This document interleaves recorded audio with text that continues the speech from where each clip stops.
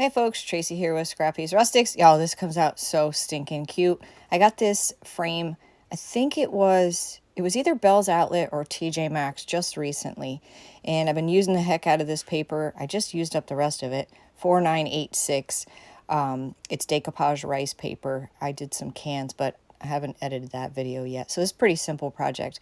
So I'm going to use Mod Podge to lay my rice paper down, and I'm going to top coat it with the Ultra Matte because it has glass on it already. Plus, I like the Ultra Matte look. And I thought I was going to use just just wax over the front of this, but you'll find that I did not like that look. It just didn't look right at all.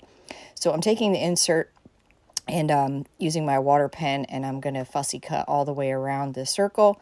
Now you can see the top and the bottom. You can still see the white, so I'm going to see if the frame covers it all. And, it never does, y'all. It just never works out that way.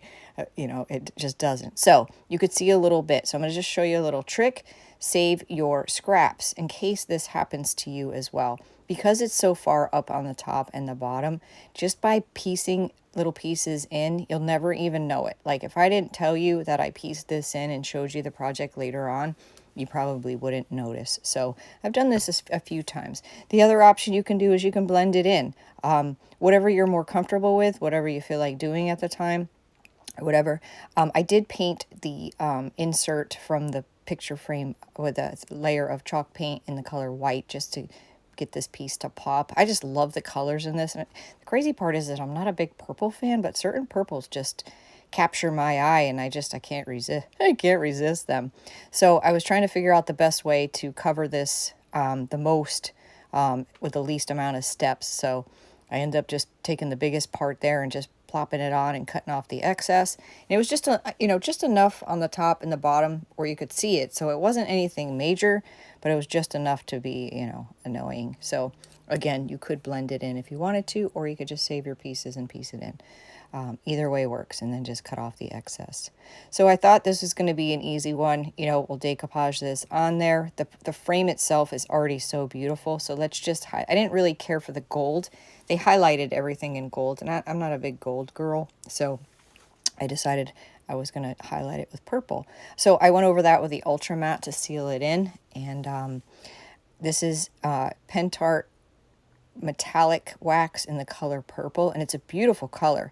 However, it does not look purple on this. It just wasn't right. I wanted it to be right, and I wanted it to work, and it just didn't. So I came up with plan B, and I'm actually glad I did, because it comes out really nice. And it's okay to change your mind if you're not happy with something. Sometimes they say done is better than, nothing, but I feel like you should love your project. And if it doesn't go as you thought it was, and it takes you a day or week, 2 weeks to figure out what to do, then there's nothing wrong with that. It's your project. There's no rules. Don't let anybody tell you that. No rules.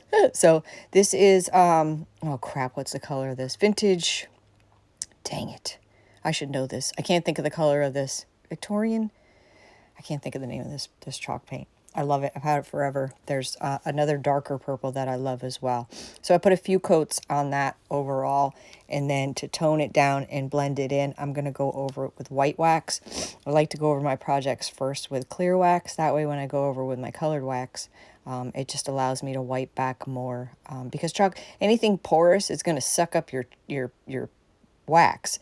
So if you think about it, if you put a colored wax on something porous, it's going to suck it up, and it's not going to want to play nice when you want to wipe some back. So putting on clear wax first. Now, if you don't have clear wax and you only have colored wax, you can put on like a sealant, like, the Pentart Ultra Matte or Mod Podge, whatever you have. By just putting a sealant on there, it makes the surface not so porous, so it'll allow you more room to wipe back. So keep that in mind as well. So I like to do it in sections because the stuff can dry on you. You don't want it to get out of hand. Plus, you may not like it. I already knew I would like this, but it's why I went all in on the birds. But, start in a little inconspicuous spot if you're not sure of yourself or sure of your project or the colors that you chose. Worst case scenario, you can add more clear on there, and that works as an eraser. Doesn't get it all off, but it gets a good amount off. So I just think this frame is absolutely beautiful, and the rice paper that I happen to have to use is the perfect pairing. I do have the rice paper and pen tart products, along with a bunch of other really awesome goodies available on my website at scrappyrustics.com. We got a lot of good stuff you can't find in your everyday store. So there's our piece, and I went around the sides with the white wax just to make it all mend together. And there you have it. If you like my style, I'd love for you to smash that subscription button and hit the little bell to turn on notifications so you'll know when I upload new videos. Check out my website at scrappyrustics.com. It's also in the description. Got a lot of stuff you can't find in your everyday Hobby Lobby, craft stores, and such. But thank you so much for watching. I hope this inspired you in some way. See you in the next video.